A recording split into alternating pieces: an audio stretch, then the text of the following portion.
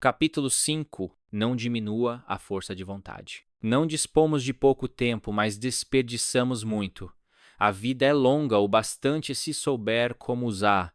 Da Sêneca. A força de vontade é o combustível que alimenta a nossa barra de energia de realização. Ela é essencial para vencermos a procrastinação, para nos tornarmos pessoas que realmente falam e fazem e, finalmente, chegarmos ao destino que tanto desejamos. No entanto, como vimos no capítulo anterior, a força de vontade é finita e tende a ir diminuindo conforme executamos as atividades do cotidiano. A nossa primeira tarefa, portanto, é evitar desperdiçá-la com hábitos que a diminuam desnecessariamente ao longo do dia, pois quanto menor for o nosso nível de energia, maiores são as chances de termos uma tarefa importante deixada para momentos em que nossa capacidade de realização não está adequada. O resultado disso, como vimos no capítulo anterior, é a procrastinação para uma tarefa menor, menos importante e mais fácil de ser realizada. O caminho contrário também é verdadeiro. Quanto maior a nossa barra de energia de realização, mais tarefas caberão dentro dela e, logo, mais disciplina, mais realização e menos procrastinação. Como consequência da investigação que venho realizando nos últimos anos para ser capaz de construir esta obra para você, cruzando inúmeros estudos, para entender quais são os principais elementos que interferem na nossa barra de energia realizadora, cheguei aos 3 principais diminuidores da nossa força de vontade. E confesso a você que essas descobertas me surpreenderam muito, especialmente porque são tão simples de resolver, justamente por não termos aprendido as bases do funcionamento do nosso próprio organismo, especialmente do nosso cérebro. É muito comum que, sem sabermos, sejamos nós mesmos os principais sabotadores da nossa capacidade de realização. Por não nos atentarmos nem gerenciarmos os mecanismos fundamentais para a manutenção dos níveis de energia, desperdiçamos nosso estoque de força de vontade. E acredite, mesmo que hoje você sinta que está muito distante do seu maior objetivo, regulando esses 3 elementos, você já perceberá uma melhora significativa na sua disposição para fazer o que precisa ser feito para se tornar uma pessoa que domina a arte de falar e fazer. Em resumo, o que vamos trabalhar daqui para frente são mudanças simples na sua rotina para que sua barra de realização não diminua tanto ao longo do dia, para que você se mantenha produtivo por muito mais tempo, procrastinando menos. Observe nos gráficos o modelo de uma pessoa que não domina o que vou lhe ensinar, e em seguida, compare com alguém que pratica a arte de não deixar a barra de energia diminuir de forma tão rápida. Observe que a pessoa 1, que nunca foi treinada para aprender a lidar com sua força de vontade, já começa com uma barra menor no começo da manhã, e ela diminui muito mais rápido ao longo do dia. A pessoa 2, que espero que seja o seu exato caso ao fim deste livro, começa o dia com mais energia e a mantém por mais tempo ao longo da jornada. A consequência é óbvia e poderosa. Ao fim de um dia, a pessoa 2 fará mais tarefas relevantes, com grau de dificuldade maior, procrastinando muito menos. Agora, imagine a diferença de resultados entre essas duas pessoas ao fim de uma semana, de um mês e especialmente ao fim de um ano inteiro. Espero que tenha conseguido me fazer claro na importância do que você está prestes a ver nas próximas linhas. Você está dormindo o suficiente? Antônio se deita para dormir. Passou um pouco das 23 e amanhã ele precisa acordar às 6. Para garantir que não vai se atrasar, ele coloca o despertador do celular na hora que precisa se levantar. Infelizmente, ele não consegue dormir imediatamente. Rola para um lado e para o outro. Pega mais uma vez o celular que estava na cabeceira, dá uma última olhada nas redes sociais e vê que não chegou nenhuma mensagem nova. Quando finalmente cai no sono, já é praticamente meia-noite. O despertador toca e a primeira sensação que o Antônio teve é que era um engano. Parecia que ele só tinha piscado os olhos e o despertador já estava tocando. Ele confere e se certifica de que realmente já são 6 da manhã. Ainda na cama, ele sente que parece que a noite voou e ele não descansou nada. A frase que vem na cabeça é: parece que não dormi quase nada. Ele ainda se sente mou, então resolve olhar um pouco o celular antes de sair da cama, fica ali por uns 15 a 20 minutos, trocando de aplicativos de modo meio que automático e aleatório, navegando entre redes sociais, aplicativos de mensagens e um ou outro site, até que finalmente toma coragem e senta-se na cama para começar o dia que ele tem pela frente. Antônio passará um dia, ou talvez alguns dias em privação do sono, ou seja, ele dormiu menos do que o seu corpo realmente precisa. E, como você já deve imaginar, esse é um dos maiores diminuidores da barra de energia de realização. Eu sei que há fases da vida em que somos obrigados a encarar rotinas muito intensas e que nos impedem de ter noites ideais de sono. Contudo, dormir menos que o necessário prejudica os seus níveis de energia, aumenta os níveis de estresse e faz com que seu autocontrole para resistir às tentações diminua. Para estarmos na mesma página sobre privação do sono, esse é um termo usado para descrever um estado no qual um indivíduo não consegue obter a quantidade adequada de sono que é necessária para um ótimo funcionamento físico e cognitivo. Do ponto de vista da neurociência, a privação do sono tem consequências significativas no cérebro e no comportamento. A quantidade de sono que uma pessoa necessita varia. Mas, em geral, a maioria dos adultos precisa de cerca de 7 a 9 horas de sono por noite. A comunidade científica geralmente considera que alguém está experimentando privação do sono quando obtém menos sono do que a quantidade recomendada para sua faixa etária ou para sua individualidade orgânica, ou quando a qualidade do sono é pobre, mesmo que o tempo de sono pareça suficiente. Quando dormimos mal, temos que enfrentar uma reação em cadeia do nosso organismo, que inclui dificuldade para gerenciar as emoções, para manter a concentração e desequilíbrio dos níveis de glicose, que se refere ao nível de açúcar em nosso organismo, e é a nossa principal fonte de energia. Então, nos dias em que nos sentimos muito cansados, o cérebro cede à tentação de consumo maior de café, açúcares e alimentos menos saudáveis, para tentar aumentar rapidamente a energia. Um estudo realizado com um grupo de alunos entre 18 e 29 anos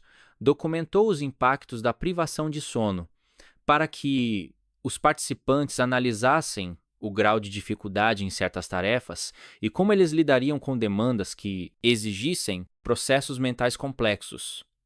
Ao comparar o desempenho dos alunos entre aqueles que tiveram noites de sono adequadas à sua necessidade natural e aqueles que dormiram menos, ficou claro que aqueles que dormiram menos sentiram a fadiga mental e a percepção maior da dificuldade das atividades, ou, nos nossos termos, passaram a ter uma percepção aumentada do tamanho da tarefa, o que eleva significativamente a chance de aquela tarefa ser procrastinada. Os alunos em privação de sono, por exemplo, tinham maior dificuldade em acompanhar as instruções de uma determinada tarefa e optaram por tentar resolver as questões por comparações mais simples, em vez de fazer análises detalhadas. E sabe aquela sensação de sono acumulado que às vezes nos bate quando temos uma sequência de noites mal dormidas?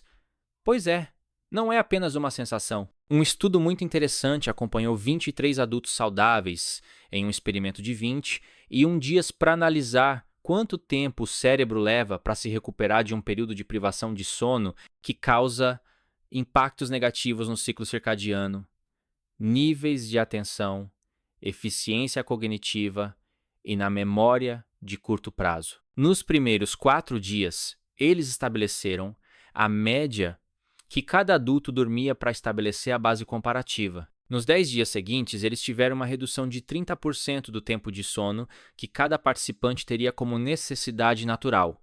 Os últimos 7 dias foram usados para analisar o tempo de recuperação do organismo. No estudo, ficou claro que uma semana não foi suficiente para a recuperação total dos níveis de energia dos participantes, entre os quais apenas um deles apresentou a reversão total dos indicadores para os mesmos níveis de referência no início do estudo. Esses dados mostram claramente que apenas uma noite de sono bem dormida está longe de ser o suficiente para compensar uma semana em que você dorme um pouco menos ou um pouco pior. Além disso, dormir menos do que 5 horas por noite pode aumentar nossas chances de desenvolver doenças crônicas, como apontou um estudo que analisou os dados de mais 10 mil pessoas adultas com idades entre 50 e 70 anos e foram registrados pelos estudos de Whitehall II, um importante marco científico que examinou a saúde de milhares de funcionários públicos britânicos e mediu a duração do sono dessas pessoas entre os anos 1985 e 2016. E depois, em 2019, no caso das pessoas que apresentavam 2 ou mais doenças crônicas. Os pesquisadores perceberam que a privação de sono aos 50 anos aumentava em 20% as chances de uma pessoa totalmente saudável desenvolver a primeira doença crônica. O que quero trazer para você com todos esses dados é que cuidar do sono é essencial para preservar os níveis da barra de energia, força de vontade, capacidade cognitiva e sua saúde. Você se lembra de que a sua barra de energia é o seu maior combustível para vencer os desafios do dia a dia? Então, quando dorme mal, já começa o dia com uma barra de energia muito menor e com um potencial de redução muito mais rápido ao longo do dia. É praticamente como ir fazer uma viagem longa de carro com um tanque de combustível na reserva. A pessoa praticamente não vai a lugar nenhum, justamente porque o tempo de sono que você teve não foi suficiente para regular o organismo, restabelecer os níveis de glicose, atenção e disposição. Seu próximo passo é entender qual é a sua demanda específica de sono. Vale dizer que é normal percebermos que a nossa demanda por descanso muda com o tempo. Quando eu, Jerônimo, era mais jovem, precisava de 7 horas de sono por noite. Isso era mais do que o suficiente para me manter bem disposto por praticamente todo o dia. Hoje, já preciso de 8. Todas as vezes que durmo menos do que o corpo necessita, estou entrando em privação de sono. Logo, minha força de vontade diminui e a minha barra de energia começa a menor, aumentando a probabilidade de procrastinar as tarefas mais importantes e não dando conta de realizar o que tinha programado para aquele dia. Se você percebe que a privação do sono é um dos fatores que está atrapalhando a sua performance, diminuindo a sua energia de realização e aumentando a sua procrastinação, vamos trabalhar juntos para começar a resolver esse problema imediatamente. Desenvolvi um exercício que aplico nos meus alunos para que eles melhorem sua rotina de sono. Vou aplicar ele em você. Basta seguir os passos abaixo. Exercício, o primeiro passo, identifique o seu padrão. Fazendo uma autoanálise, qual você acredita que seja o seu padrão natural de necessidade de sono para que acorde bem e de maneira renovada pela manhã? Na maioria das vezes, quantas horas você precisa dormir para acordar se sentindo bem para o dia seguinte? 7 horas, 8 horas, 9 horas. Outro, horas. Terceiro passo, analise sua rotina. Considerando a sua rotina da maioria dos dias, qual é o horário ideal para você acordar pela manhã, de modo que possa se sentir descansado e ter tempo para realizar sua rotina matinal? Às horas da manhã, 3º passo, defina seus horários. Agora é hora de calcular o horário que você precisa dormir. Pegue a hora que você estabeleceu que deseja acordar e diminua pela sua quantidade de sono ideal para entender que horas você deveria estar dormindo. No meu caso, sou uma pessoa do tipo que precisa de 8 horas de sono e que levanta às 6 da manhã. Logo, preciso estar dormindo às 22 para que esteja descansado, renovado e pronto para o dia seguinte. E você, coloque abaixo quais são os seus horários ideais. Preciso dormir as horas para conseguir dormir as horas de que preciso de sono. 4º passo, reveja seus hábitos. Por último, para dormir no horário estabelecido, é fundamental que você tenha uma rotina de preparo que, idealmente, leve em consideração a última hora antes de ir para a cama. Em outras palavras, e considerando o meu caso como exemplo, preciso dormir às 22 para acordar às 6 da manhã e ter uma noite de sono reparadora. Logo, minha rotina para dormir precisa iniciar 1 hora antes, ou seja, às 21. Abaixo listo para você os principais elementos que devem nortear sua última hora antes de dormir. Marque com um X aqueles que você precisa melhorar para ter uma noite de sono reparadora. Não se assuste se precisar melhorar em todos os itens, pois infelizmente é o que acontece com a maioria dos alunos que chegam a mim. Ausência de telas, especialmente televisão, celulares e tablets. Procurar não se alimentar nessa última hora, tomar um banho morno que possa relaxar você, ir para a cama 15 minutos antes da hora marcada para dormir, desligar completamente as luzes do ambiente em que você for dormir. Nos primeiros dias, é natural que seu sistema estranhe e busque realizar os hábitos antigos. Porém, com o passar do tempo, o seu ciclo circadiano tende a se organizar novamente e a nova rotina ficará cada vez mais natural. Se nos primeiros dias estiver muito difícil pegar no sono, resista ao uso das telas e procure adquirir o hábito da leitura, meditação ou oração nesse momento. Acredite, se você ultrapassar a fase da resistência, quando menos perceber, estará dormindo melhor, na hora certa e de modo muito mais reparador. As respostas para essas perguntas vão deixar claro para você as mudanças que precisa estabelecer na sua rotina. Resumindo, durma melhor para não diminuir sua barra de energia, o que vai fazer você procrastinar menos e realizar muito mais. Você está bebendo água? Tem uma comunidade online chamada Comunidade no Comando, um treinamento de evolução pessoal no qual milhares de pessoas têm ferramentas e orientações pessoais minhas para melhoria diária de seus resultados pessoais e profissionais por meio de técnicas concretas para vencer a procrastinação e ter muito mais foco e disciplina, o que faz com que alcancem melhores resultados com menos esforço. Entre as mudanças que trabalhamos está o ajuste para o consumo de água. Em apenas uma semana, bebendo água na quantidade adequada, os alunos começam a relatar uma grande melhora no bem-estar. Dores de cabeça diminuem, sentem a pele mais hidratada, relatam uma melhora no fluxo intestinal, especialmente diminuindo prisão de ventre, e sentem que seus níveis de atenção e disposição mental aumentam significativamente. Essa não é a resposta de um ou outro aluno, mas de milhares. E isso não é à toa. Um estudo publicado pela professora de neurociência da Universidade de Barcelona, Anna Dan, analisou diversas evidências científicas a respeito da correlação dos efeitos da desidratação na performance cognitiva e endossou que estar desidratado em apenas 2% prejudica o desempenho em tarefas que exigem atenção, habilidades psicomotoras e de memória imediata, bem como a avaliação do estado subjetivo. Outras evidências mostram como o consumo de água realmente nos ajuda a clarear a mente e ter uma resposta melhor diante das tarefas. Um dos exemplos foi um estudo realizado com 34 pessoas e publicado em 2013. Nesse estudo, os participantes realizaram os testes em 2 ocasiões. Em uma delas haviam consumido líquido na noite anterior aos testes e na outra não. Na primeira sessão, os participantes tomaram cerca de 500 ml de água antes dos testes e na segunda não beberam nada. No caso daqueles que realizaram os testes sem o consumo de água, o estudo os classificou como grupo com sede subjetiva. O que as análises mostraram é que nos casos em que os participantes apresentaram nível de sede subjetiva mais alta, pois não consumiram água nem na noite anterior nem antes dos testes, seu desempenho de resposta rápida foi mais lento. Já os participantes que consumiram água foram 14% mais rápidos no teste de reação, que consistia em apertar um botão sempre que um objeto aparecia na tela. Segundo os autores, os resultados são consistentes com os efeitos facilitadores do consumo de água decorrentes da liberação de recursos atencionais que antes eram ocupados com o processamento das sensações de sede. Acredito que tudo isso já esteja ficando cada vez mais claro. Então podemos dizer que, quando você bebe menos água, a sua energia realizadora vai diminuir. E, por consequência, ocorre na mesma proporção o aumento da procrastinação.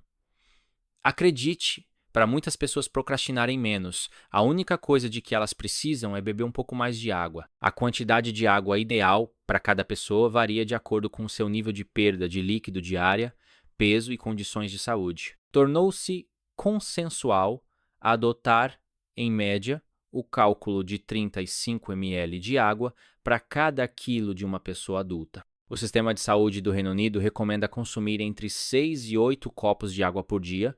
Outras recomendações incluem, para aqueles que só bebem água quando estão sentindo sede, atentar-se para o fato de que, conforme envelhecemos, nossa sensibilidade à sede diminui e, por isso, é mais fácil ficarmos desidratados, especialmente depois dos 60 anos. Para beber mais água durante o dia, A melhor coisa que você pode fazer é: torne este um hábito fácil, de modo que nem precise pensar muito nele. Por exemplo, se você trabalha sentado, antes de iniciar o dia, já leve uma garrafa com você e deixa na sua mesa. A água não pode ser algo difícil. Precisa ser fácil e estar disponível para você o tempo todo. No meu caso, atualmente tenho uma garrafa com 8 litros de água, que eu carinhosamente apelidei de garrafinha. Sempre pela manhã, como uma das primeiras tarefas, eu a encho e vou tomando ao longo do dia. Minha meta é terminar até às 18 horas. No livro Hábitos Atômicos, o autor James Clear cita um experimento empreendido por Anne Thorndike, médica de atenção primária no Massachusetts General Hospital, em Boston. Ela queria melhorar o hábito alimentar das milhares de pessoas que frequentavam o hospital diariamente, entre funcionários e visitantes, sem que elas sequer percebessem, sem exigir mais força de vontade delas. Resolveu então mudar a organização das bebidas na lanchonete do hospital e em todos os refrigeradores espalhados por lá. Embora ainda tivessem refrigerantes disponíveis, a organização do hospital passou a privilegiar que a primeira coisa que as pessoas vissem fossem garrafas de água. Em 3 meses, as vendas de água subiram 8% e as de refrigerantes caíram 4%. Como concluiu James Clear, o ambiente é a mão invisível que molda o comportamento humano. Então, a partir de agora, você já sabe. Não menospreze o cuidado com as suas noites de sono e tenha uma garrafa de água sempre ao seu lado. Posso garantir que um descanso adequado e alguns copos de água a mais no dia são recursos eficientes para recuperar a energia e resolver o que está pendente com muito mais clareza e assertividade. Assim, pegue seu copo de água e vamos para o terceiro item que mais diminui nossa barra de energia de realização. Decidir cansa mesmo. Parecia ser só mais uma manhã. Ana acordou e foi escolher a roupa que vestiria naquele dia. Ela teria uma reunião importante no trabalho. Abriu o armário e a primeira impressão que teve foi de que estava precisando de roupas novas. Parecia que nada combinava ou servia de modo correto. Pegou 2 peças, experimentou, olhou no espelho e não gostou. Começou a testar outras opções. Depois de alguns minutos, parecia que já estava cansada, levemente irritada, e colocou qualquer coisa que pareceu menos ruim para aquele dia. Essa é a história da Ana, mas poderia ser a do Pedro, a minha ou a sua. E chegamos ao terceiro elemento que drena nossa energia e força de vontade. Este é tão sorrateiro que muitas vezes chega a passar despercebido. Estou falando do excesso de decisões. Decidir cansa. E quanto mais cansados, pior a qualidade das nossas decisões e mais baixa fica a nossa barra de energia de realização. Basta observar quanto é muito mais fácil sair da dieta e cair em tentação quando se está com fome depois de um dia intenso no trabalho e o fast food está a poucos cliques. Nesse caso, preparar uma comida mais saudável exige não só que você se levante para cozinhar, como também decida o que fazer. Porque sua barra de energia de realização está baixa e não consegue suportar passar 45 minutos cozinhando algo saudável, mas consegue dar conta de pedir um hambúrguer que vai chegar prontinho na porta da sua casa antes disso. Em 2022, um estudo realizado com 57 diretores de uma instituição pública federal no Brasil analisou como a sobrecarga de decisões afeta o processo de implementação de programas relevantes para as organizações. Os diretores foram divididos de maneira aleatória em 2 grupos que receberam um cenário hipotético para a aprovação ou não de um determinado programa. Enquanto um grupo recebeu poucas opções, o outro tinha muitas. Embora o estudo não explicite quantas eram as opções disponíveis para cada grupo de trabalho, o que se concluiu com as respostas válidas é que, em termos de interesse, os 2 grupos apresentaram o mesmo nível de resultado. Contudo, enquanto 95% das pessoas que tinham poucas opções tomaram uma decisão imediata a respeito de como avançariam com o programa a ser implementado, este número caiu para 66% entre aqueles com muitas opções. Portanto, um número significativo de gestores do grupo que tinha mais opções postergou a sua decisão. Em 2014, um estudo da Harvard Medical School acompanhou a rotina de atendimento de médicos em consultas, medindo como o cansaço afetava suas decisões. Os pesquisadores acompanharam o dia a dia de 204 médicos em jornadas de trabalho de 8 horas. Médicos são profissionais que precisam tomar muitas decisões a cada consulta, observando seus pacientes, analisando sintomas, dores e escolhendo um caminho para o tratamento entre muitos possíveis. Ao fim da jornada, começam a sofrer de uma fadiga de decisão, e eles podem acabar fazendo escolhas mais simples e rápidas. Ao longo do dia, esses médicos passaram a prescrever antibióticos com maior facilidade, por vezes até de modo contraindicado. E a causa disso, o excesso de decisões ao longo do dia, levando a uma sobrecarga cognitiva cumulativa e aumentando as margens para cometerem erros, comigo e com você não é diferente. Todas as vezes que sofremos com essa fadiga, além de tomarmos decisões piores, mais apressadas, nossa barra de energia de realização diminui. Isso faz com que as tarefas acabem se tornando maiores do que a energia que temos para realizar aquilo. O dragão é muito maior do que o herói consegue enfrentar. E a tendência é que passemos a adiar o que realmente importa, não só as decisões, mas também as coisas que deveríamos fazer no dia. Pois estamos esgotados para tomar as decisões mais difíceis, nos levando às decisões mais fáceis, que normalmente são as piores para aquilo que desejamos para nossas vidas. E aí o médico acaba receitando mais antibióticos. E nós acabamos pedindo um delivery em vez de cozinhar, abrimos o celular em vez de estudar, etc. Mas então como é que podemos evitar essa fadiga de decisões?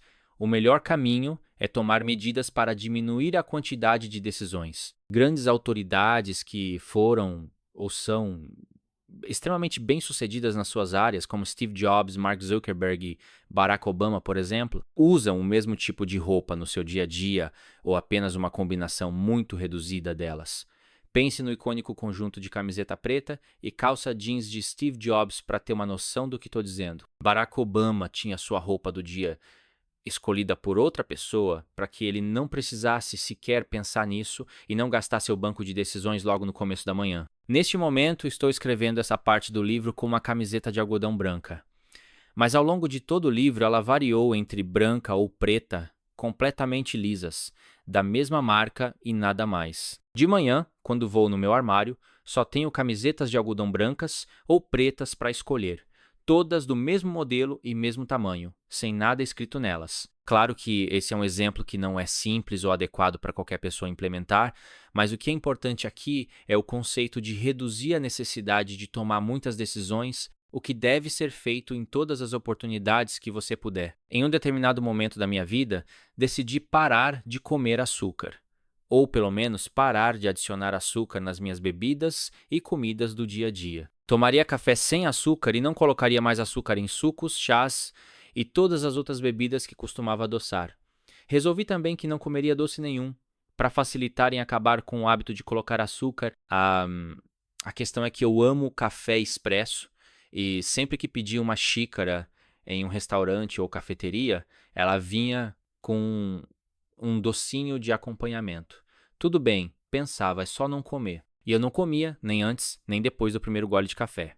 Mas o doce continuava lá, e na próxima vez que eu olhava para ele, precisava decidir novamente que não o comeria. E de novo, até pagar a conta e me levantar. A cada xícara de café que eu tomava, precisava decidir muitas e muitas vezes que não ia comer aquele doce ali, e isso contribuía para a minha fadiga acumulada, me drenando energia que me faltaria mais à frente, podendo me fazer tomar a decisão errada em relação a algo que poderia ter consequências graves. Acredite ou não, cada vez que olhava para aquele quadradinho de chocolate e não comia, era uma decisão que eu tinha acabado de tomar. Por isso, decidi diminuir o número de decisões que precisaria tomar de maneira drástica com uma atitude simples. Ao pedir o café expresso, já dizia para não trazerem o docinho, poupando a necessidade de ter que lutar contra a vontade de comer, tantas e tantas vezes. Observe o que eu acabei de fazer.